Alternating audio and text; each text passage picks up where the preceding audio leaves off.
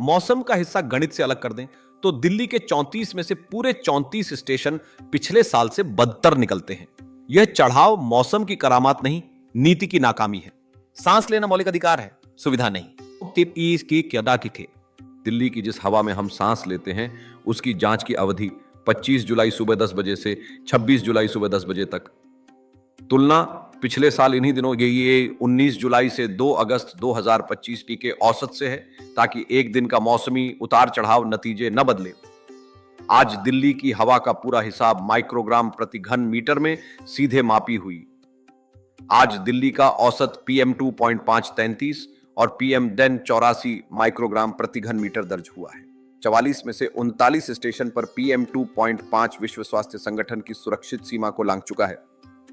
आज गैसों के आंकड़े बहुत कम स्टेशनों से आए हैं। NO2 10, SO2 9, CO 11 स्टेशन पर, जबकि PM लगभग 44 स्टेशन पर दर्ज हुआ। इतने कम आंकड़ों से कोई भरोसेमंद निष्कर्ष नहीं निकलता। इसलिए आज का पूरा आकलन सिर्फ PM 2.5 और PM 10 पर है माइक्रोग्राम प्रति घन मीटर में। आज कोई संयुक्त AQI अंक नहीं दिया जा रहा है।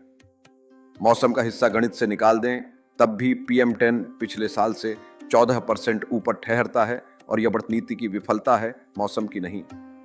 मौसम का हिस्सा अलग कर दें तब भी PM 2.5 पिछले साल से 13% ऊपर बना रहता है और यह बढ़त नीति की विफलता है, मौसम की नहीं। मौसम का असर हटाना यानी डी-वेदरिंग का मतलब यह है कि आंकड़ों में से हवा, बारिश और तापमान का जो हाथ होता है उसे हम गणित से छांटकर बाहर कर देते हैं। बारिश और तेज हवा प्रदूषण को धो या बहा ले जाती है, जबकि ठहरा हुआ मौसम उसे वहीं जमा रखता है। इसीलिए किसी एक दिन की हवा केवल मौसम के कारण भली या बुरी दिख सकती है। यह मौसमी हाथ हटा देने पर जो शेष रहता है वही शहर का अपना सच्चा प्रदूषण है और वही 58 दिन से लगातार ऊपर टिका है। आज की सबसे बड़ी बात यही है कि मौसम का असर पूरी तरह हटा देने के बावजूद दिल्ली का अपना PM 10 लगातार 58 दिन से पिछले साल के ठीक इन्हीं दिनों की तुलना में ऊपर बना हुआ है। पूरे 58 दिन, मई से लेकर आज तक एक भी दिन यह पिछले साल के स्तर से नीचे नहीं आया। मौसम का हिस्सा निकाल देने पर भी यह अंतर कायम रहता है। यह लगातार चलता टिकाऊ बिगड़ाव है और यही आज की सच्ची कहानी है। दिल्ली के 44 में से 39 स्टेशन PM 2.5 की WHO सीमा को पार कर चुके हैं और 42 में से 39 स्टेशन PM 10 की WHO सीमा से ऊपर हैं। माइक्रोग्राम प्रति क्यूबिक मीटर के हिसाब से सबसे बुरी हालत वजीरपुर की है, जहां PM 2.5 88 माइक्रोग्राम्स यानी WHO से 6 गुना ऊपर और PM 10 236 माइक्रोग्राम्स यानी WHO से 5 गुना ऊपर है। यूनिवर्सिटी ऑफ शिकागो के एयर क्वालिटी लाइफ इंडेक्स के मुताबिक दिल्ली का यह प्रदूषण हर बाशिंदे की औसत उम्र में से कई साल छीन लेता है।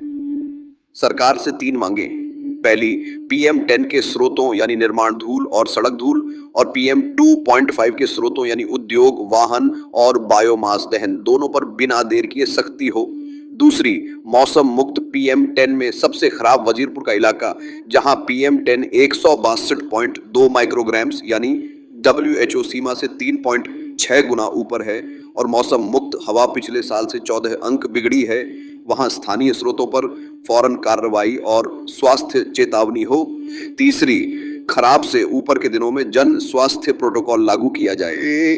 सांस लेना मौलिक अधिकार है, सुविधा नहीं।